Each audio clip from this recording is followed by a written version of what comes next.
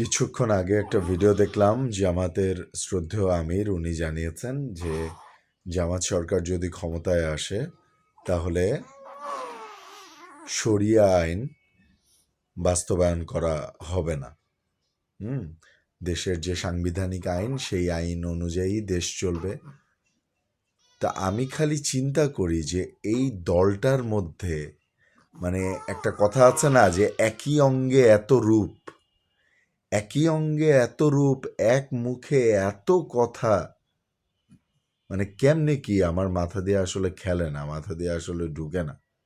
এই এখন এক কথা কইতেছে, এই 5 দিন পরেই আরেক কথা বলতেছে, এই 10 দিন পরে কথার ধরন আরেক রকম হয়ে যেতেছে, 20 দিন পরে what what what is this? I really don't know.